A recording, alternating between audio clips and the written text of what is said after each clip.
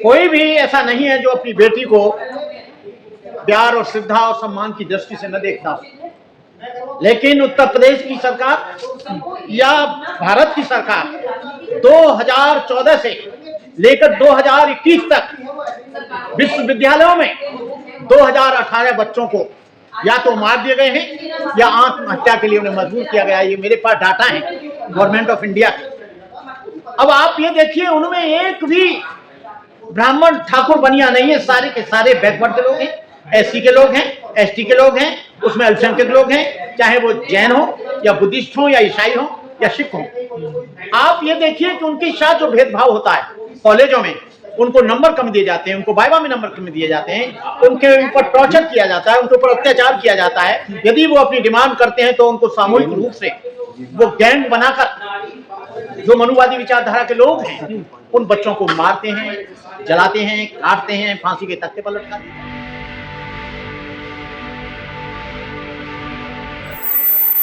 यहाँ जो जुल्म होता है वो जातिवाद के कारण होता है और जुल्म होता है वो जाति के साथ होता है। अभी तक पूरे देश में जो भी घटनाएं हुई हैं, ये देश बलात्कार का देश बन गया, ये कत्ल का देश बन गया है, शोषण और अत्याचार का देश बन गया है। ये क्यों बना?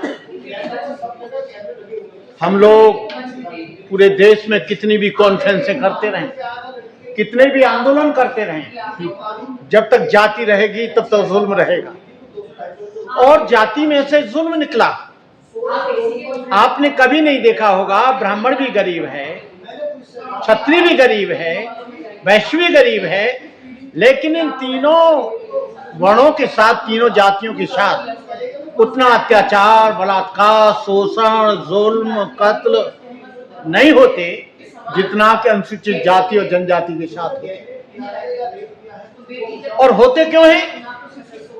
सत्ता उनकी है, व्यवस्था उनकी है, न्यायपालिका उनकी है, कार्यपालिका उनकी है, विधायिका उनकी है, पत्रकारिता उनकी है।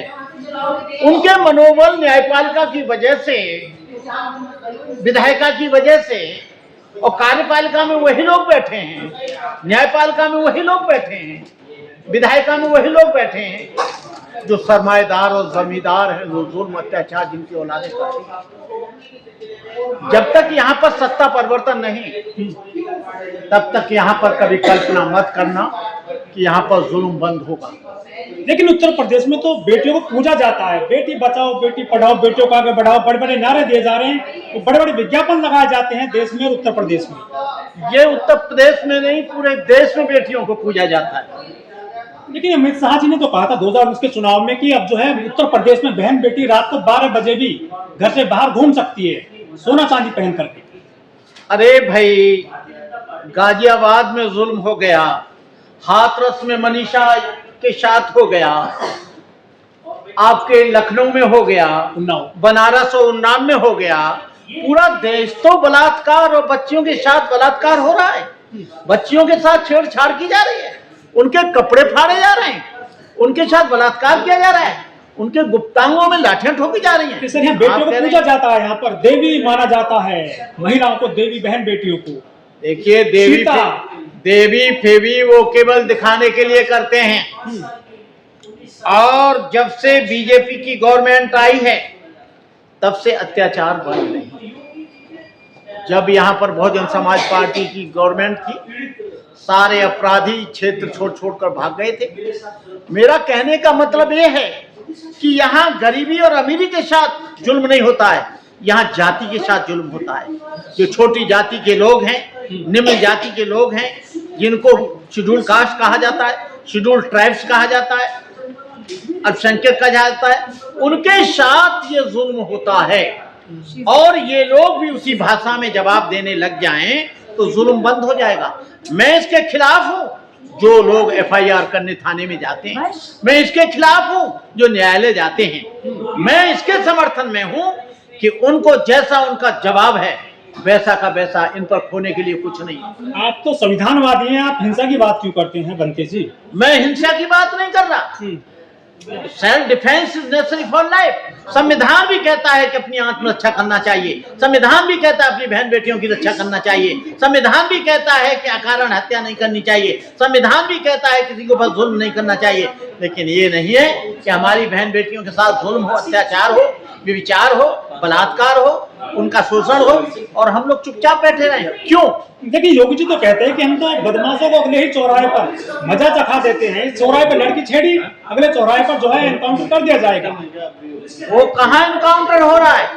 वो एनकाउंटर उनका करते हैं जो योगी जी का विरोध करते हैं या किसी दूसरे समुदाय के हैं, या वो मुस्लिम हैं या शेड्यूल कास्ट हैं या बैकवर्ड के हैं, उनका इनकाउंटर करते हैं। बहुत सारे जो बलात्कारियों जेल से बाहर आ गए जमानत पर, चाहे राम रहीम हो, आसाराम हो, चाहे और दूसरे हों, बहुत सारी तो गिरफ्तारी नहीं हुई, जैसे कि ब्रजभूषण शरण सिंह है। सारे लोग बाहर आएंगे क्योंकि उन पर बीजेपी की छत्र छाया है, और जिस पर शासन और प्रशासन की छत्र छाया होती है उसका कोई बाल बांका नहीं कर सकता। यहाँ तो अनुसूचित जाति और जनजाति और पिछड़े वर्ग के लोगों पर झूठे मुकदमे लादे जाते हैं, जुल्म उसके साथ होता है, उसी को हवालात में और जेल में बंद कर दिया जाता है झूठा मुकदमा लगाकर। क्योंकि न्यायपालिका ठीक से काम नहीं कर रही है देश में। न्यायपालिका क्या काम कर रही है? वो मनीषा सब छूटे, वाल्मीकि के साथ अत्याचार हुआ, बलात्कार हुआ, उसने नाम बताए और सारे के सारे छूट गए। कहाँ कर रही है भाई? कहीं नहीं हो रहा है। वहां पर भी वही लोग बैठे हैं जो मनुवादी सोच के लोग हैं, वहां पर वही बैठे हैं जो शोषण करते हैं, वहां पर वही बैठे हैं जो लोग जाति अभिमानी हैं, वहां पर वही लोग बैठे हैं जो जाति की श्रेष्ठता को महत्व देते हैं। कह रहे हिंदू बहन बेटे सुरक्षित है, तो नारा दिया जा रहा है सुरक्षित है तो अखबार सुबह का पढ़ा करो ना, रोज अखबार की पूरे देश की न्यूज देखा करो ना। रोज 2-4 बलात्कार आ जाते हैं, रोज 2-4 हत्याएं आ जाती है, 2-4 जो है आत्महत्याएं आ जाती है, 2-4 जो है शोषण के मुकदमे आ जाते हैं। कहाँ दिख रहा है भाई? योगी जी तो बहुत कठोर है, वो तो फिर भी कम क्यों नहीं हो रहा अत्याचार उत्तर प्रदेश में, राजस्थान में, मध्य प्रदेश में?